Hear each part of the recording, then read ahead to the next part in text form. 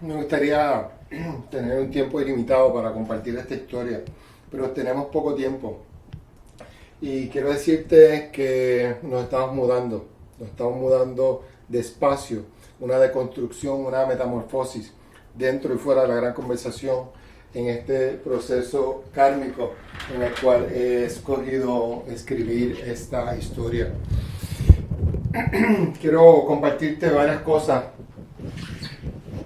Una de ellas es que existió un hombre llamado Leonardo da Vinci.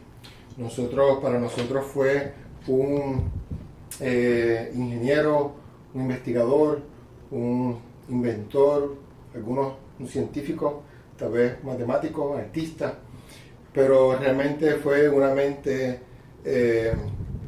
Leonardo da Vinci inspira y toca mi vida por diferentes razones.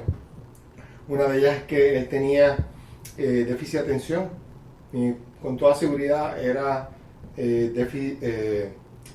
sin lugar a duda era disléxico o disgrafia o tal vez discalculia, quién sabe, no estamos seguros por completo, pero sabemos que tenía un cerebro atípico y muchos piensan o pensamos que era un genio, pero cuando identificamos, vemos que en él hubo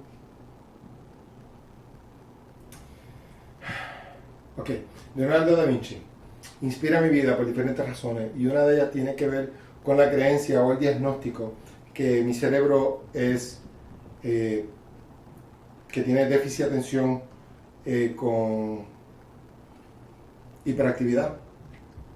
Y las primas, dislexia, disgrafia, discalculia, y en este momento estamos reescribiendo, estamos soltando esa creencia.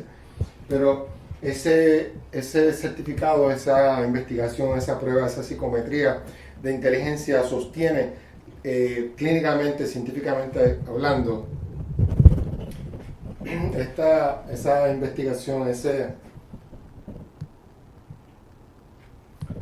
esta batería de pruebas describe que mi cerebro es déficit de atención, ¿okay? O lo que podríamos redefinir como un cerebro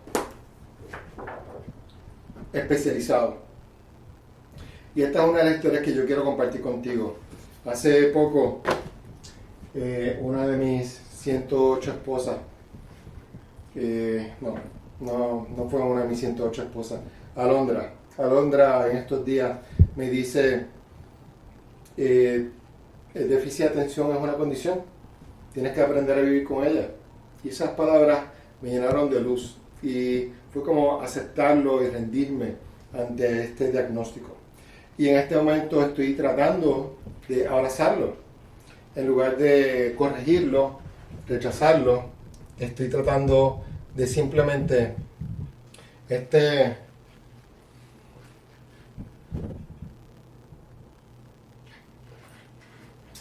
diagnóstico de déficit de atención, estamos redefiniéndolo y reescribiéndolo. Hace poco salió una serie llamada Atípico, y Atípico es el nombre que quiero darle a una de las conversaciones, independientemente que estén separadas, mezcladas o intermezcladas separadas, independientemente cómo finalmente decida escribir el guión no puedo escribir un guión con ese título, ¿verdad? Pero, ¿por qué no? No sé, vamos a ver qué ocurre. Pero lo que sí te puedo decir es que mi cerebro no es típico. Y eso no significa que sea mejor o superior o inferior o bueno, malo, grande o cualquier otra idea de la dualidad. Simplemente que es un cerebro diferente y diferente al de muchos otros. Y muchas de las cosas que estoy buscando explicar, creo que responden a que puedo ver otros patrones diferentes. No son buenos o malos, no son lindos o feos. No estamos comparando en qué cerebro o qué enfoque es mejor. Estamos simplemente diciendo que existe un cerebro que es diferente, que te está compartiendo esta conversación.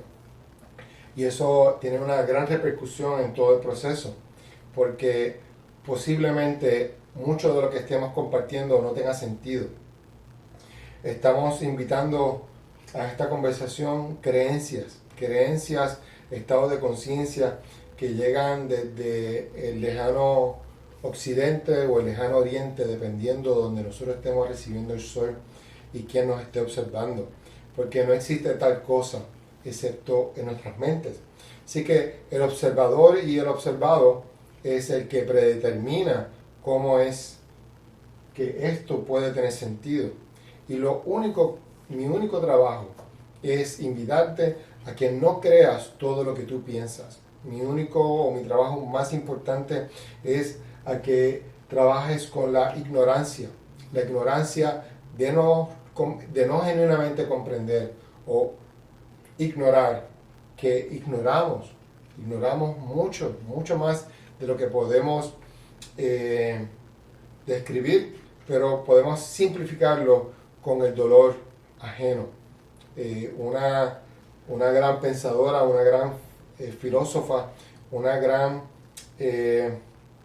líder de vanguardia, una precursora de muchas de estas ideas de forma distante en la membrana del tiempo, llamada Mercedes Sosa, nos decía en una canción magistral: solo le pido a Dios que el dolor no me sea indiferente. Y la gran conversación busca recordar que somos ignorantes. Y una forma simple de describirlo es que ignoramos el dolor de otros. Todas nuestras acciones y decisiones que tomamos, por ejemplo, cuando compramos una falda a bien bajo precio, o como podríamos llamarle, cuando nosotros compramos cosas, muchas veces hay una historia de un dolor de una persona que trabaja grandes horas tratando de producir muy poco dinero. Ignoramos el dolor y sufrimiento de otros en las cadenas alimenticias, en las cadenas económicas, en las cadenas de conocimiento, en las cadenas de toma de decisiones, de poder, etc.